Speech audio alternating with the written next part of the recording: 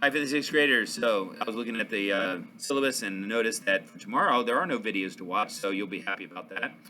The science videos I accidentally did in two parts because I accidentally cut it off, but you'll know that if you watch the videos, and there is a secret word for that. Today we have pages 43, 45, and 47, but good thing is that there's no 44, 46, although 48 there will be, but that's later on, and that's not today. And 47 is a study guide. So it's of things that you are doing on these two pages plus the previous one if you need to grab it to be able to answer the questions later on. You can do that tomorrow if you need to. But look at page 43 in your work text, and what you'll notice is that everything in here is from page 60, first of all. But at the bottom, you're going to compare and contrast the buildings of the Middle Kingdom from those with the Old Kingdom. So what you want to do is you want to make a list of all the things of the buildings that are the same and all that are different. In fact, a good way to do it is what's called a Venn diagram. Now, a Venn diagram actually allows you the opportunity to draw. Let me see if I can find something to draw on here. I'll use the back of this paper right here. So a Venn diagram will look something like this.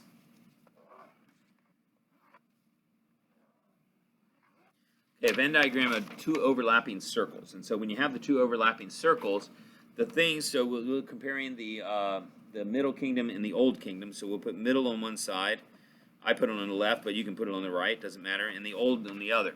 So if you use a Venn diagram to organize your thoughts, then you put all the things that only apply to the Middle Kingdom on the left side, so only apply to this one. And then on the Old Kingdom, it'd be the ones that only apply to the Old Kingdom as far as the buildings go, because that's what we're talking about. And then in the middle is what applies to both, so the things that are the same. So compare is the things that are the same, that goes in the middle. Contrast are the things that are different, that goes on the ends. And so that is what that is the best way to set up for your information. We're going to be reading from pages 60 to 62, so go ahead and get your books out and look at page 60. I got to get there myself. I think I missed something here. Did I not read? I guess I didn't read that yesterday, didn't I? I read the wrong thing. 55 to 57? No, I didn't. I think I skipped a page. So actually, I gave you the wrong assignment. Did you know that? 39 and 41 and 42. Was that from yesterday? That was yesterday's assignment, wasn't it? I think I read the wrong thing yesterday is what it was. I put the wrong assignment for reading. But anyway, we're going to be on page 60, and on page 60 it starts the kingdoms of Egypt, Middle Kingdom. The Old Kingdom thrived for over 500 years. However, the later pharaohs were weak rulers, and their reigns resulted in disorder and war. More than a century of fighting took place. Then a new dynasty came into power, and Egypt became united again. This new period is called the Middle Kingdom. During this time, the Egyptians experienced peace and stability. The pharaohs showed greater care for the people of the land. Under their leadership, the larger canals and ponds were made to store the Nile's floodwaters for use during the dry season.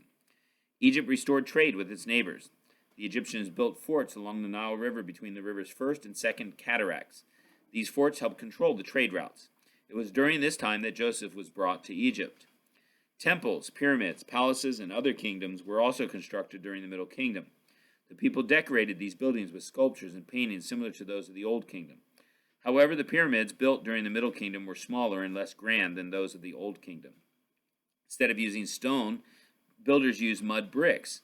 Since the bricks were less durable, not many of the Middle Kingdom's pyramids have survived to the present day. And they actually show you the pyramid that's there in the back of the picture that's in the background there.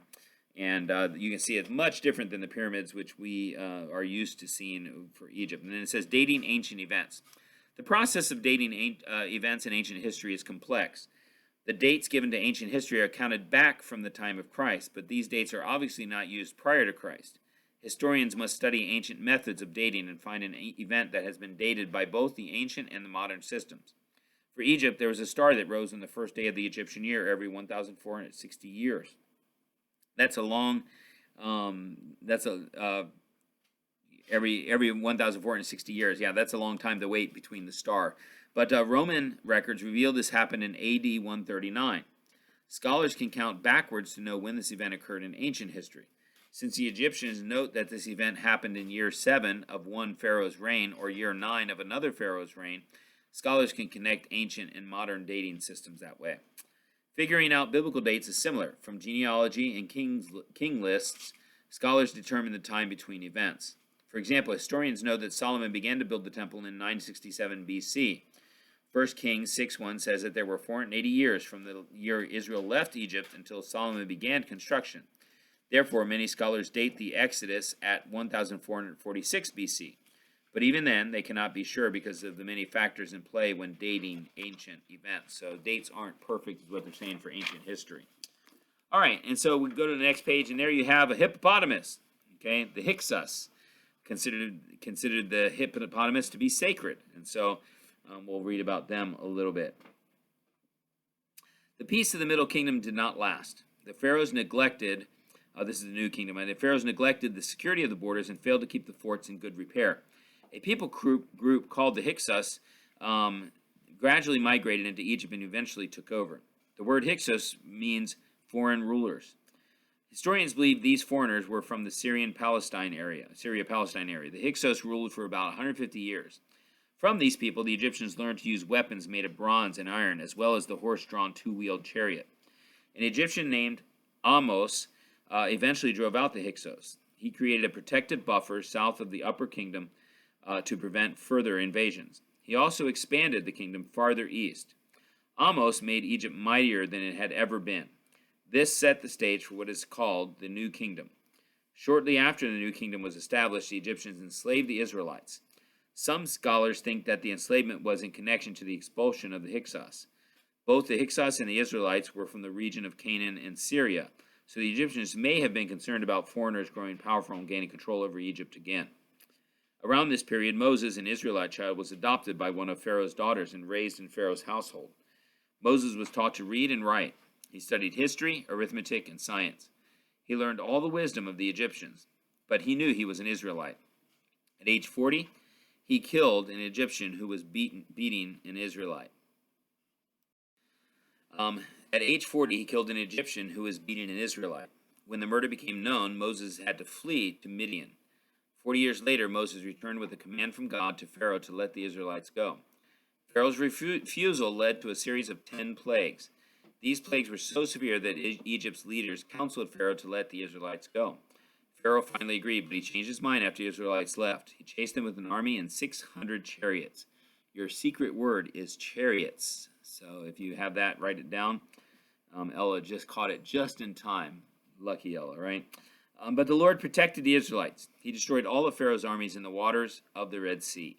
The news of the plagues and this defeat spread throughout the surrounding region. The New Kingdom was the greatest period in Egyptian history. Eventually, Egypt became a regional power. The pharaohs of the New Kingdom were warrior kings. They expanded Egypt's borders by conquering neighboring peoples. They also gained wealth by trading with other civilizations to obtain gold and ivory. Queen Hatshepsut, that's a mouthful right there, was one of the early rulers during the New Kingdom. She ruled with her husband until his death and was appointed regent over her young nephew, Thutmose III. She decided to crown herself pharaoh, giving herself more control. On the next page there, after Hatshepsut's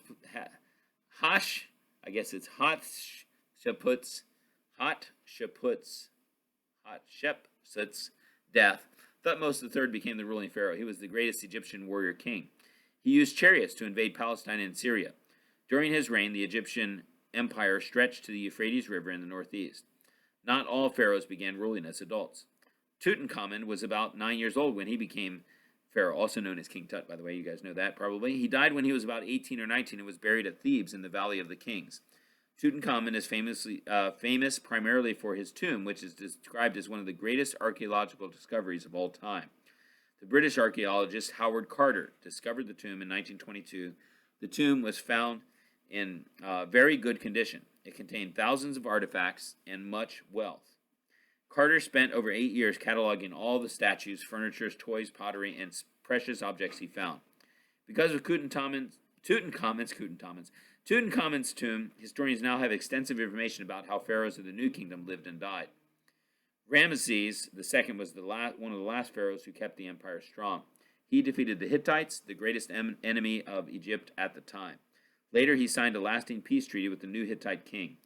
Ramesses also built some of the greatest temples in Egypt. The temple at Karnak is the most famous. Ramesses had many colossal statues of himself made.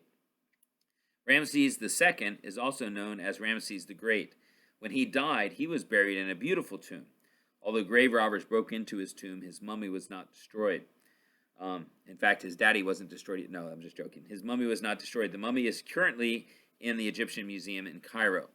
Egypt grew weaker after the death of Ramesses II. The pharaohs were no longer able to protect the empire from invaders. 200 years after the death of Ramesses, people from the west invaded Egypt. From then on, Egyptians were ruled by foreigners until the 1900s, when the modern nation of Egypt was formed. All right, so there is your reading for that, and you know your word. If you don't know it, it was somewhere between minute 7 and minute 9. You can go back and look that up. That's it for today. Have a good day. See you tomorrow. Bye.